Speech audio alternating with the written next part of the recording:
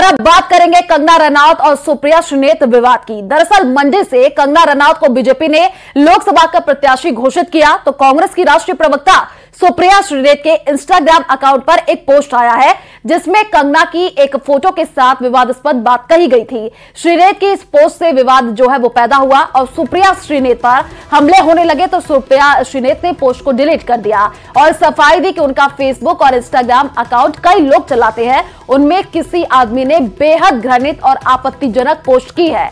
उन्होंने दावा किया कि वे इस व्यक्ति की तलाश कर रही हैं। उन्होंने यह भी दावा किया कि मैं एक महिला के विषय में इस तरीके की बात कर ही नहीं सकती। हालांकि सुप्रिया की सफाई के बावजूद यह मामला ठंडा नहीं पड़ा है।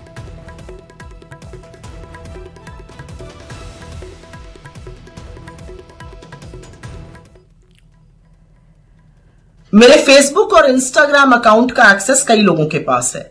उसमें से किसी एक व्यक्ति ने आज एक बेहद घृणित और आपत्तिजनक पोस्ट की। मुझे जैसे ही पता चला मैंने सर्वप्रथम उस पोस्ट को डिलीट किया, क्योंकि जो कोई भी मुझे जानता है वो अच्छी तरह से जानता है कि मैं कभी भी किसी भी महिला के खिलाफ व्यक्तिगत भद्दी और भोंदी टिप्पणी कर ही नहीं सकती हूं। मैं इसकी घोर विरोधी हूं।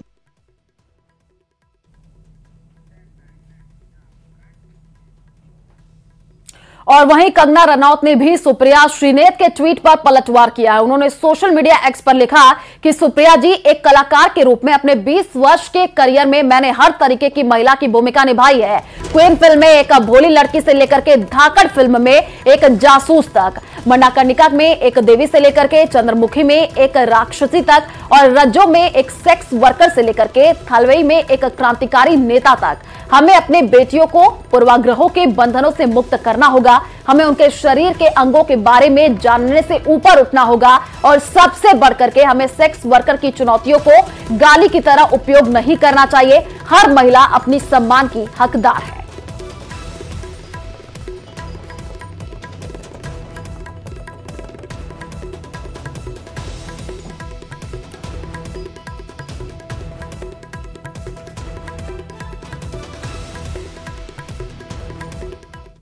और कांग्रेस नेता सुप्रिया श्रीनेत पर बीजेपी नेता तो हमला कर ही रहे हैं। कांग्रेस नेता राशिद अलवी ने भी उनके खिलाफ कार्रवाई की मांग की है। सुनिए। देखिए, भले ही सुप्रिया श्रीनेत जी अभी डिनाई कर लें, इनकार कर लें कि उनका अकाउंट हैक हुआ है, लेकिन अगर आप देखेंगे कांग्रेस के अलग अलग मुख्तलिफ हैंडल्स और उनकी टाइमलाइंस पर कितनी गंदी और भद्दी बातें कही जा रही हैं, किस तरह से डीप फेक वीडियोस हैं और कितनी बेहुदा किस्म की चीजें कही जा रही हैं, शेयर की जा रही हैं।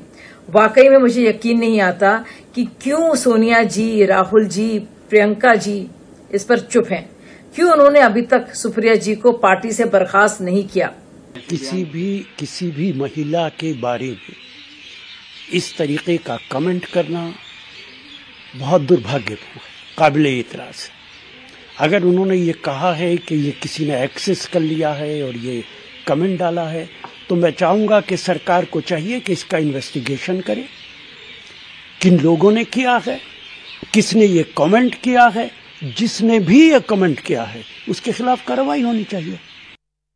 और इस वक्त की सबसे बड़ी जानकारी आपको दे दें, दिल्ली शराब घोटाले में गिरफ्तार बीआरएस नेता के कविता को आज कोर्ट में पेश किया जाएगा और आज दोपहर करीब 12 बजे के कविता की कोर्ट में पेशी होगी। दरअसल के कविता की ईडी रिमांड आज खत्म हो रही है और ईडी ने के कविता को 15 मार्च को गिरफ्तार किया था। तब से के कविता को 2 बार ईडी की रिमांड पर भेजा जा चुका है। देखना होगा कि आज फिर ईडी के कविता की रिमांड मांगती है या नहीं, क्योंकि पिछली बार कोर्ट में पेशी के दौरान ईडी ने कोर्ट को बताया था कि के कविता जांच में सहयोग नहीं कर रही है, जिसके बाद कोर्ट ने के कविता की रिमांड बढ़ा दी थी।